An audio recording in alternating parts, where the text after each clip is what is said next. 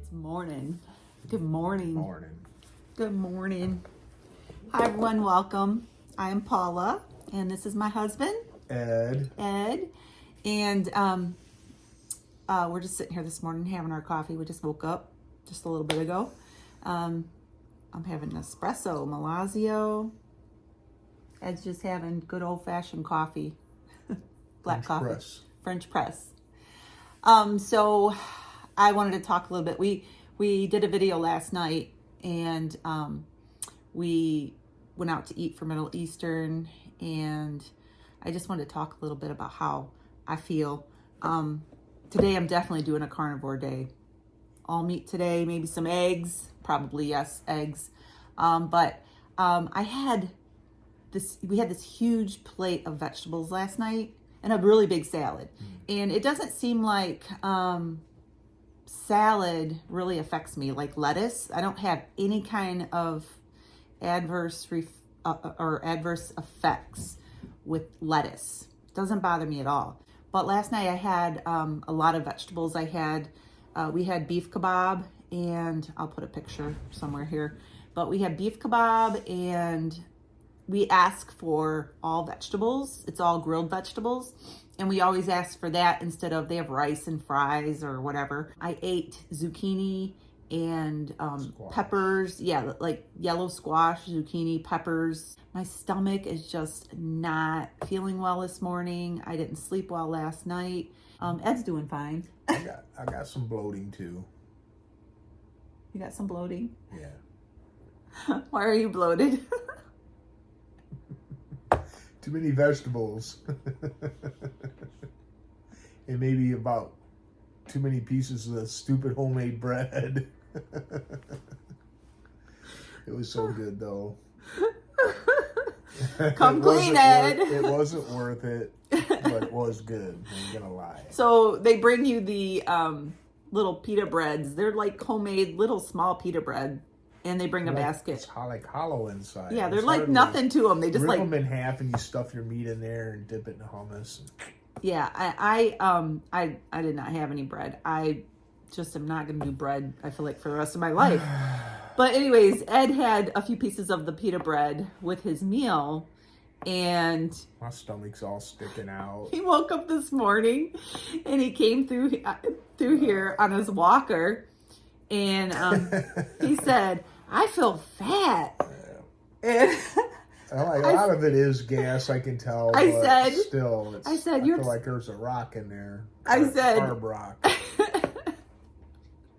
I said, "Your stomach is poking out a little bit," and we had a good laugh about it. But that's hilarious. It's just to show you.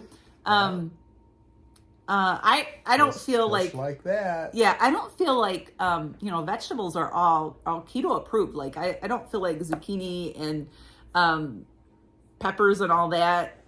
Those are all approved on keto. It's just I'm getting like this intolerance to a lot of vegetables now. And so it just really bothered me all night. But he had he doesn't the vegetables don't really affect him at all. But the bread did last night. He had a couple pieces of that pita bread. So go ahead. Say what you're going to say. I was just going to say that when you are clean and your body is running efficiently and you have something like that, it disrupts everything. 100%. And, that's what happened. Yeah. I get down to my goal weight and I'm all like, I can have that, and that's where I mess up. Yeah. Yeah. Get complacent.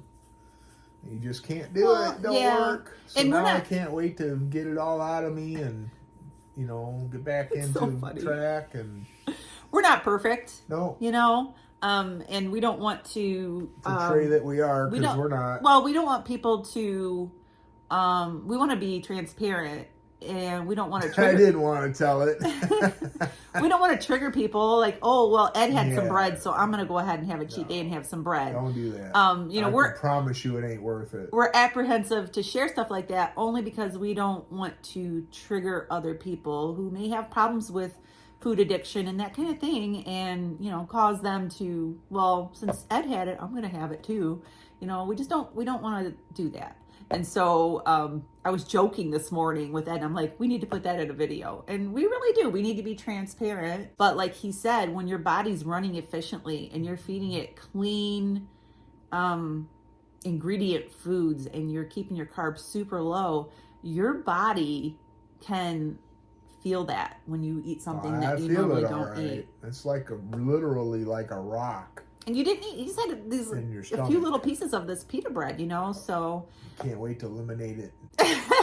So. That's what it is. Yeah. So, so today we're just going to eat clean and we're just going to, it doesn't make you a bad person. No, I feel like it. It's okay. I totally get where people, slip like that, and it's self-defeating. It really is, and it. At the time, that moment, it's like that. It's just like with anything else, whether it's a person with alcohol or drugs or anything that gives them satisfaction for a moment. It's like that pleasure, with addiction or anything like that. That's what I'm talking temporary. About. It's you have it at that moment and it brings you that moment of pleasure, but then afterwards you feel regret and you feel like, why did I do that? But the best thing to do, I say, is to get right back to eating clean. Yeah. There's nothing, I don't think, some people say if you have a cheat day or a cheat meal or a cheat food or whatever, to get back on track, you need to do like a fast or an egg fast or a sardine fast or, I just say get back on track. Just start eating clean again. Eliminate those carbs. A couple of days, you'll be back where you were. Right. Not weight-wise, but feeling good-wise. Yes. That's what it's all about. Take some time for the weight to fall off. She's like, you should get on the scale today. I'm like, nope, not doing it. No way. Yeah. I have to get on the scale today. I have to go to the doctor. I did get all the way down to 196, which is pretty incredible. Ed has not been under 200 pounds since we got married, like 30. You guys, years, 35. At the end of this month, January 28th, is our anniversary. 35 years. 35 years, right? 35 years. 1989. So 35 years ago, Ed was probably under 200 pounds. And now he's down to 196. And I think that is awesome. Feels great. Yeah. And it really helps with his healing, his getting around with the walker, trying to lift his weight. And that really helps being a lighter weight. But yeah, we just wanted to share this morning a little bit. I feel guilty. Like I feel not ashamed, but I just feel guilty. I don't make you feel that way, do I? I'm not making you feel guilty. Not. I just feel that way on myself for not. I don't want to make you feel guilty. I just, and you have to take it as a learning lesson, and you try to remember that feeling the next time you want to take that opportunity to cheat, and you just gotta push it aside. Right. Like I was going to tell you this morning that we should just take some of our own bread there with us each time we go, enough for both of us, and that way we don't have the temptation to. The last time we went for Middle Eastern, they have this little garlic. It's so good. It's like a little garlic paste. And the last time that we went, not last night, but the last time before that, I took one of my little egg white rolls and I just dipped it in the garlic, and it was so good. Good. I forgot it last night, so I didn't have anything. I just sat there and waited for the salad to come. I just can't resist it. Yeah, but if I had an alternative there, I can resist it. Yeah. So. But it's all about, that what he said earlier, if you think about how it makes you feel, that's why when I think back, that's what keeps me motivated is the migraines. It's like, I'm terrified. Yeah, she has that to fear, but right, I don't. Right. I was traumatized by those migraines. It's just weight for me. Right. So that in itself is just like, I'm not eating any of those foods because I don't know what it was that triggered those migraines. So that to me is enough to, no way. They put that bread right in front of me and I'm like, nope, I'm not having it because right out of that. The oven too, man. But if it's weight loss, it's different. So it's different for everyone, and everybody has different like willpower, discipline. I feel like I'm pretty disciplined, and not everybody's like that. Not everybody can turn down like something that they sit down in front of you. Yeah. And I'm pretty easily swayable. Like and maybe that. maybe the answer is to say, hey, well, no the bread, answer please. for me is to just take an alternative with us. Yeah. You know? Well, I've done that before, But and you wanted I know the bread, but it's like you just. But like I said, you know, when you do it and you've realized, you know, the bad feeling the next day, and you know how the setback is, and all the hard work you do to try to get gains, and you know, it's just like all that just got pushed away, and you know, you don't want to do that again. But maybe the alternative for people who have that lack of discipline is just to say, hey, we're not having bread at the table, so you don't have to bring the bread, but bring the garlic.